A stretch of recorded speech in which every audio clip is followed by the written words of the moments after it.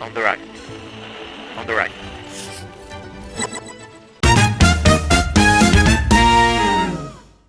आपने एक broader terms में वार्मथ और कंट्रोल के टर्म्स में 3 पेरेंटिंग स्टाइल्स की बात की थी, अथॉरिटेरियन, अथॉरिटेटिव एंड परमिसिव। पर अगर मैं आपसे पूछूँ कि what are the characteristics of these 3 parenting styles in detail, तो क्या आप वो लिस्ट कर सकते हैं हमारे लिए? हम अथॉरिटेरियन से स्टार्ट करते हैं और फिर क्यों ना हम नेग्लेक्टफुल पेरेंटिंग तक जाएँ और कैरेक्टरिस्टिक्स के टर्म्स में इनको समझें।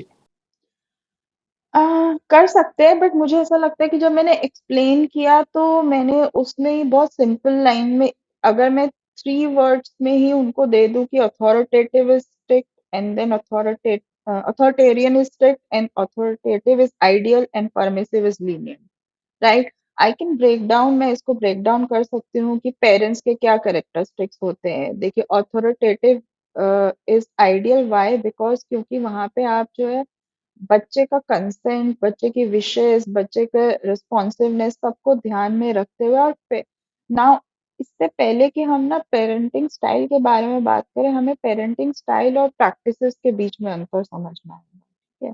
एक चीज होता है विच इज वेरी इंपॉर्टेंट, आप पेरेंटिंग स्टाइल दो पेरेंट्स का सेम हो सकता है, ठीक है? आप भी अथॉरिटेरियन पेरेंट हैं और मैं भी अथॉरिटेरियन पेरेंट हूँ, दोनों स्ट्रिक्ट पेरेंट हैं, बट मेरी प्रैक्टिसेस क्या हैं, बिहेवियर्स क्या हैं, ठीक है? उसके अकॉर्डिंग आपका आउटकम भी डिफरेंट हो सकता है चाइल्ड के केस में, right? So this is very tricky and is very important at the same time. For an example, कि आपने बच्चे को वही सेम बात जो है बोली और मैंने भी वही बात बोली, लेकिन प्रैक्टिसेस अगर हमारी अलग है, हम किस कॉन्टेक्स्ट में बोल रहे हैं, किस एनवायरनमेंट में बोल रहे हैं, तो वैसा ही हमारा आउटकम भी डिफरेंट हो जाता है, ठीक है? Parenting, to understand this is very simple. Parenting style, as we have already discussed, कि what kind of environment, setup या आपकी एक basic ideology क्या है, ठीक है? और कोई पेरेंट ये नहीं सोचता कि मैं अथॉरिटेरियन पेरेंटिंग कर रहा हूँ, मैं परमिसिव कर रहा हूँ, ये सब करके कोई नहीं सोचता, and it's ever changing and ever evolving, right? वो आप जब इतना पढ़ लोगे या कॉन्शियस हो जाओगे तभी आप उसको जज करोगे, ठीक है? But parent, one is like what kind of environment as a whole, वो भी आपका चेंज होते रहता है, कभी आप अथॉरिटेरियन से परमिसिव में स्विच कर जाओगे, कभी आप परमिसिव से थर्ड वन में स्विच कर जाओगे।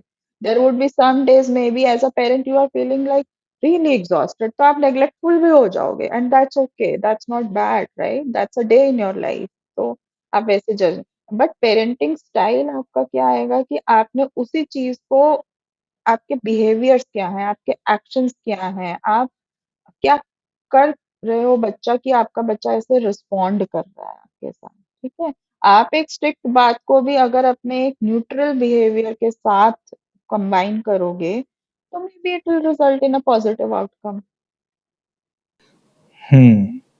Got it. आई थिंक आपने बहुत ही एक सटल नुएंसेस को पॉइंट किया कि पेरेंटिंग प्रैक्टिस और पेरेंटिंग स्टाइल कैसे दो अलग अलग बातें भी है और कैसे इन दोनों का कॉम्बिनेशन ही एक पेरेंटिंग बिहेवियर को शेप देता है। या style is all about think it as a umbrella, कि ये हमारा, हमने हमारा घर कैसा सजा दिया, तो वो मतलब हमने अपने घर का एनवायरनमेंट बच्चे के लिए कैसा बना रखा है एज अ कपल और एज अ फैमिली, अगर जॉइंट फैमिली है तो हमारे क्या एक नॉर्मल कल्चर है हमारे घर का कि हम सब बहुत स्ट्रिक्ट हैं, हमारे दादा दादी भी अगर या मम्मी पापा भी हैं तो बहुत रूल्स हैं, पंक्चुअल हैं, किस टाइप के, if everything is yes yes और कंप्लीटली नो नो, सबको इतने बजे यहाँ पे आना ही है, और नो मैटर अगर आपका कुछ फीलिंग डिफरेंट भी है फिर भी आप शेयर नहीं कर पा रहे हो, ठीक है? That's the kind of umbrella environment जो आप क्रिएट कर रहे हो, वो आपका पेरेंटिंग स्टाइल हो गया, ठीक है?